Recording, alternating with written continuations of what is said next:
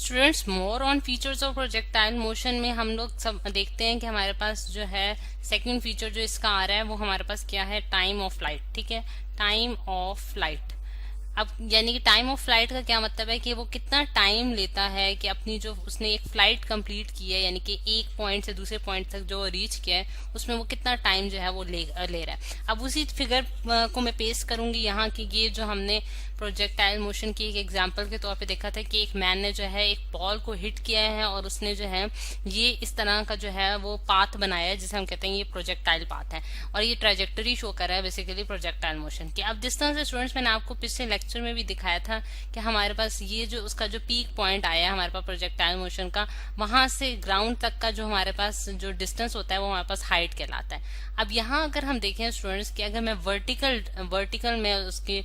Distance की बात कर रही हूँ, तो मैं अगर देखूँ कि मैं ए पॉइंट, अगर मैं मेरे पास ये पॉइंट ए है, ये पॉइंट बी है और ये पॉइंट सी है। ठीक है, अगर मैं देखूँ तो मैं ए से सी तक जो उसने टोटल डिस्टेंस ट्रेवल किया है, यानी कि टोटल डिस्टेंस की मैं जो बात कर रही हूँ मैं वर्टिकल डिस्टेंस की बात कर रही हूँ। ठीक है, मैं यहाँ लिख भी देती हूँ कि मैं वर्टिकल डिस्टेंस अगर देखूँ, वर्टिकल डिस्टेंस, और वर्टिकल डिस्टेंस का क्या से मुराद ये है कि मेरे पास जो वाई एक्सेस में जो मेरे पास उसने जो डिस्टेंस या डिस्प्लेसमेंट ट्रेवल की है वो हमारे पास क्या होगी। ठीक है, तो वो हम देखते हैं कि हम जो उसने यहाँ से यहाँ तक जो डिस्टेंस ट्रेवल किया वो अगर हम पॉजिटिव लेते हैं तो इसी तरह यहाँ से यहाँ तक का डिस्टेंस होगा वो हमारे पास नेगेटिव होगा, क्योंकि इसकी डायरेक्शन जो है वो अपवर्ड और दूसरे की जो है वो डाउनवर्ड डायरेक्शन में आ रहा है। तो इस वजह से हम देखते हैं कि जो टोटल डिस्टेंस वर्टिकल डिस्टेंस वो ट्रेवल करता है, जिसे मैं एस का नाम देती हूँ, वो 0 है। ठीक है, तो यानी कि एक पॉइंट, यानी कि वो एक पॉइंट से निकली बॉडी और फिर उसी लेवल पे आके गिर गई, तो इसका मतलब है कि उसकी जो उसने जो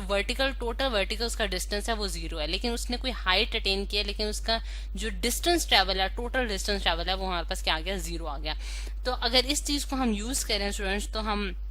जो हमारे पास सेकंड इक्वेशन ऑफ मोशन है वो हमारे पास क्या है, S is equal to V I T plus half A T square. ठीक है, ये हमारे पास स्टूडेंट्स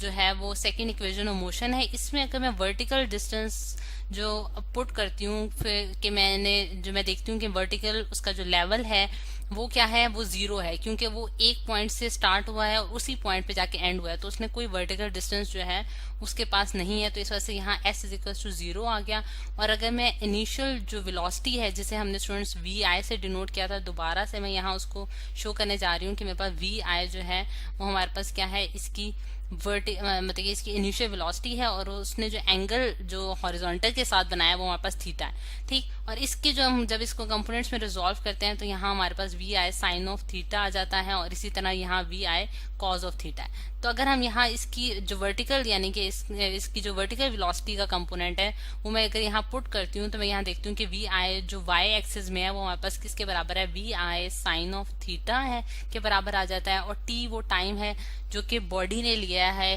टोटल मतलब कि ए से सी तक पहुंचने में, plus half A T square, ये total time of the flight है बेसिकली हमारे पास, जिसे हमने टी से डिनोट किया। तो इस इक्वेशन को जब मैं सॉल्व करती हूँ स्टूडेंट्स, तो मेरे पास क्या आंसर आता है कि मेरे पास v I sine of theta t is equals to half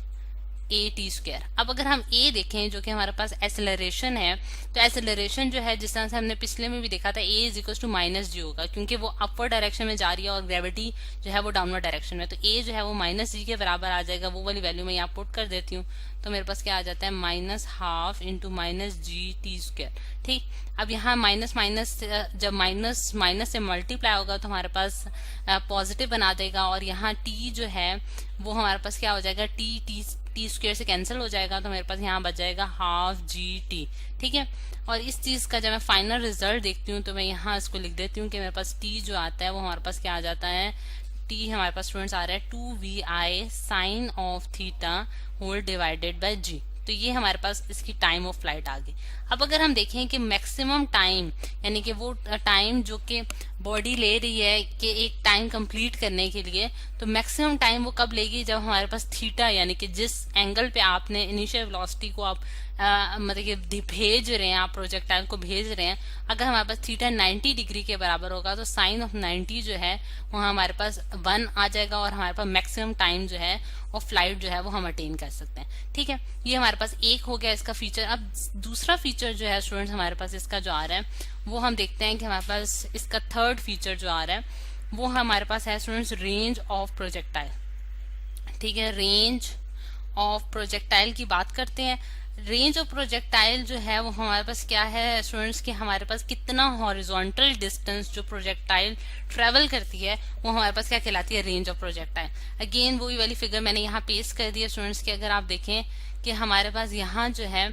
यानी कि अगर मैं ए, अगेन वही मैं सिंबल्स यूज करूंगी, यानी कि ए पॉइंट, ये मेरे पास बी पॉइंट हो गया और ये मेरे पास सी पॉइंट है, यानी कि ए से सी तक का जो हॉरिजॉन्टल डिस्टेंस जो बॉडी ने ट्रेवल किया है जो कि वो जो है हमारे पास क्या कहलाएगा, रेंज ऑफ द प्रोजेक्टाइल। अब रेंज ऑफ द प्रोजेक्टाइल यानी कि अगर मैं उसको आर से डिनोट कर देती हूँ तो मैं इसको लिख सकती हूँ कि मेरे पास जो मेरे पास फॉर्मूला है S is equal to V T का, उसमें मैं एस की जगह आर पुट करूंगी जो कि रेंज ऑफ द प्रोजेक्टाइल कहलाएगी। और वी जो है स्टूडेंट्स हमारे पास इसमें वी आई एक्स जो होगा ये हमारे पास horizontal component of the initial velocity होगा इनटू टाइम टी जो कि हमारे पास टाइम ऑफ फ्लाइट है। ठीक है, अब इसमें मैं वैल्यूज पुट करने जा रही हूँ। जिस तरह से अगर आप देखें कि हमारे पास जो वी आई एक्स है यानी कि वी आई एक्स जो है वो हमारे पास इनिशियल वेलोसिटी का एक्स कंपोनेंट है, यानी कि ये अगर हमारे पास इनिशियल वेलोसिटी थी और इसका जो एंगल बन रहा था हॉरिजॉन्टल का वो थीटा था और ये मेरे पास v i cos of theta है स्टूडेंट्स, और ये हमारे पास उसका वर्टिकल कंपोनेंट जिसे हमने v I sine of theta से डिनोट किया था। अब क्योंकि यहाँ मैं horizontal range of the projectile देखना चाह रही हूँ तो यहाँ मैं वी आई एक्स की जगह पुट करूंगी V I into cos of theta जो कि हमारे पास इनिशियल कंपोनेंट है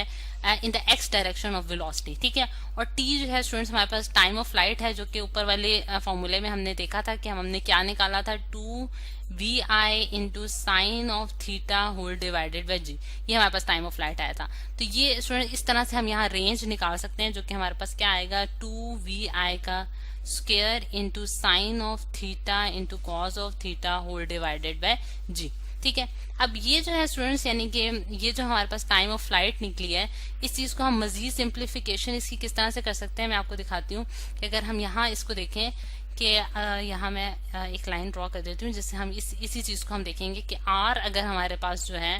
वो जिस तरह से यहाँ मैं आपको दिखाती हूँ कि हमारे पास अगर आर जो है वो हमारे पास क्या आया है, 2vi square into sine of theta into cos of theta whole divided by g आया है हमारे पास। तो इस चीज को मैं मजीद सिंप्लीफाई करके अगर मैं मैथमेटिक्स का एक एक्सप्रेशन यूज करूं जो कि हमें ये बताता है कि 2 sine of theta into cos of theta whole divided g जो होता है ये हमारे पास sine of 2 theta whole divided by g की फॉर्म में लिखा जा सकता है, क्योंकि साइन ऑफ 2 थीटा जो होता है वो हमारे पास 2 sine of theta into cos of theta के बराबर होता है। ठीक, तो ये हमारे पास एक सिंप्लीफाइड फॉर्मूला है जो कि रेंज ऑफ द प्रोजेक्टाइल को बता रहा है। अब इसकी रेंज ऑफ द प्रोजेक्टाइल यानी कि कौन सा वो मैक्सिमम हॉरिजॉन्टल डिस्टेंस होगा, यानी कि ये वाली फिगर मैंने यहाँ इसलिए रखी है ताकि आप देख सकें कि ए से बी तक यानी कि कितनी दूर तक वो हॉरिजॉन्टल डिस्टेंस ट्रैवल कर सकता है कोई प्रोजेक्टाइल, वो हम किस तरह से निकालेंगे कि साइन ऑफ 2 थीटा हमें ये बताएगा कि कौन सी मैक्सिमम पॉइंट हो सकता है। और अगर हम इसकी वैल्यू देखें, अगर इसकी वैल्यू हमारे पास स्टूडेंट्स यानी कि इसकी वैल्यू हमारे पास अगर मैक्सिमम आए तो फिर हम ये कह सकते हैं कि हमारे पास जो है रेंज ऑफ द प्रोजेक्टाइल जो है वो मैक्सिमम होगा। अब इसकी वैल्यू हमारे पास अगर 1 आती है तो हम देखते हैं कि 2 थीटा जो साइन ऑफ 2 थीटा है वो हमारे पास किसके बराबर होगा, 2 थीटा हमारे पास 90 डिग्री के बराबर होगा और थीटा जो है वो हमारे पास 45 डिग्री के बराबर आ रहा है। Theta is equal to 45 degree जब हम पुट करते हैं स्टूडेंट्स तो साइन ऑफ 2 थीटा की वैल्यू हमारे पास 1 आ जाएगी और फिर हमारे पास रेंज जो है यानी कि आर की जो वैल्यू आती है, आर की वैल्यू हमारे पास क्या आ जाएगी, वी आई का square whole divided by g. ठीक है, और इसकी जो टोटल डिपेंडेंस आ रही है वो हमारे पास किस पे आ रही है, यानी कि आर डिपेंड कर रहा है वी आई पे, आप कितनी इनिशियल वेलोसिटी उसको दे रहे हैं। ठीक है, और दूसरा वो डिपेंड कर रहा है थीटा पे, यानी कि थीटा एंगल आप कितना प्रोवाइड कर रहे हैं जिसकी वजह से जो है आप मैक्सिमम रेंज जो है ऑफ द प्रोजेक्टाइल वो अटेन कर सकते हैं।